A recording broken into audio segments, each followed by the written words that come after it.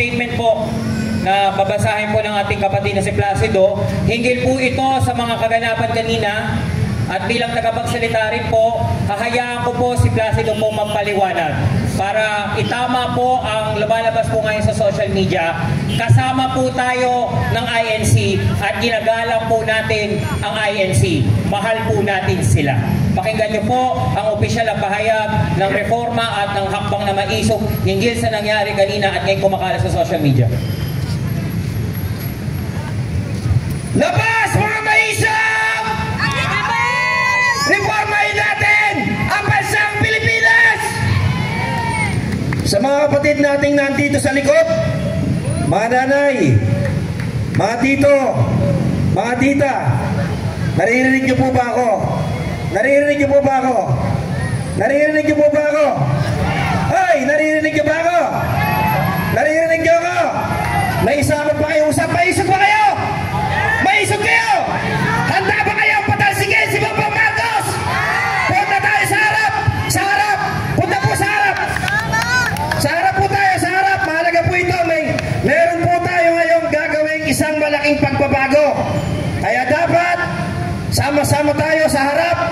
Punta po tayo muna. Saglit lang ito. Saglit lang ito. Tayo! Tayo! Tututukan kayo ng camera. Tayo! Tayo! Punta po sa harap. Yung mga nasa gilid na gusto na pagbabago, sa harap. Yung mga nasa sulok na ayaw na ng korupsyon, sa harap.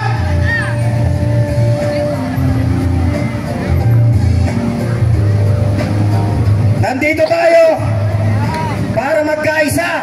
Kaya dapat bawat speaker na nagbigay ng kanilang oras, pawis, at katulad ninyo, nagsakripisyo, matuto muna tayong irespeto ang ating mga kasama upang maging malakas ang ating panawagan dito sa administrasyong ito na lisanin na ang palasyo ng Malacanang.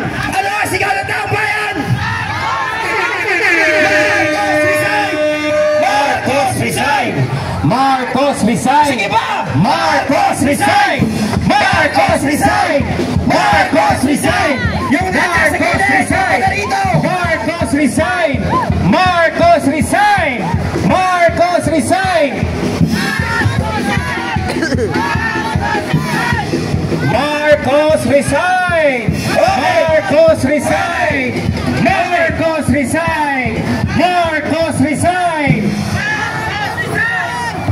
Alam niyo mga kababayan, huwag nating sayangin ang pagkakataong ito sapagkat ito na ay pinangunahan ng kapatid nating mananampalataya, ang Iglesia ni Cristo.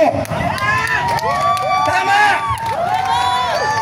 At nandito tayo kahit na ngayong araw na ito ay kanilang event.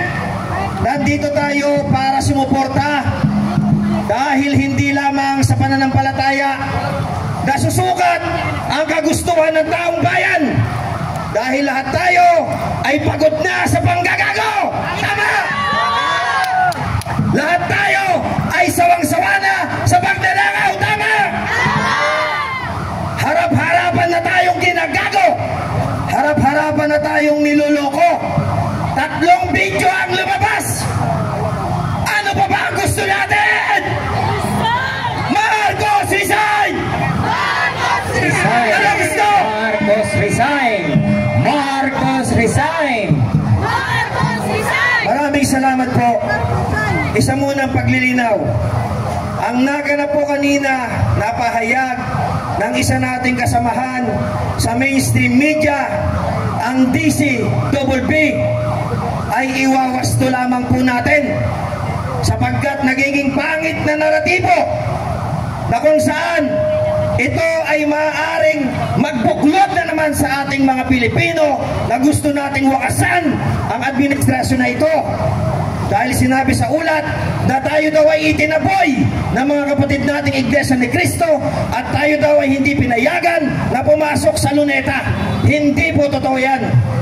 Sapagkat ang pamunuan ng Iglesia ni Cristo at ang ating mga lider ng organisasyon ng iba't ibang nandito ay nagkasundo ng isang paggalang at pagrespeto sa kanya-kanyang mga aktibidad.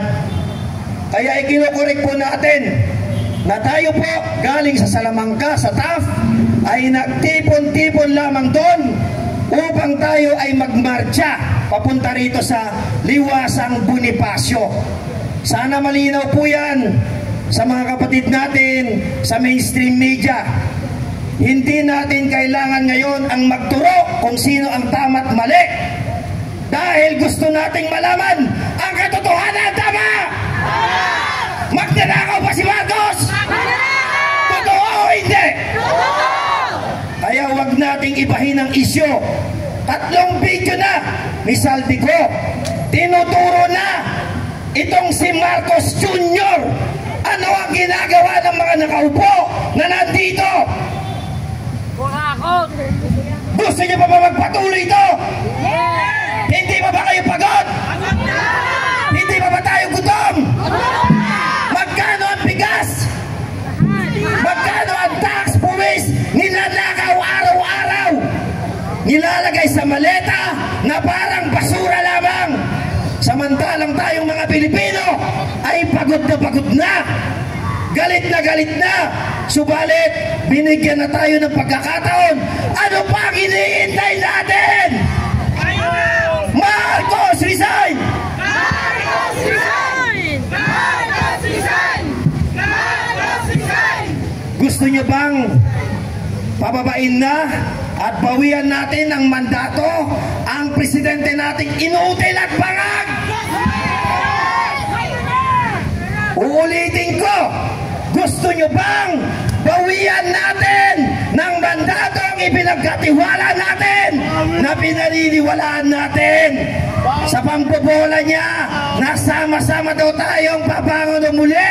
Ano ang sigaw ngayon ng taong bayan? Marcos resign! Marcos resign! Marcos resign! Ngayong gabi ay gagawin po nating makasaysayan ito. Ipapakita muli ng sambayan ng Pilipino na tayo ay nagkakaisa at kahit na ang pinakabantayog na palasyo ay kaya nating tipain sa pamamagitan ng isang payapa, nagkakaisang tinig na boses ng taong bayan. Sasama ba kayo? May mga kapatid po tayo na may katulad na panawagan ngayong araw na ito na nandyan po sa EDSA, People Power Monument. Nagkasundo ang pamunuan ng bawat organisasyon na pagsama-samahin, pag-isahin na lamang ang sigaw ng taong bayan. Ano ang gusto ng bansang Pilipino?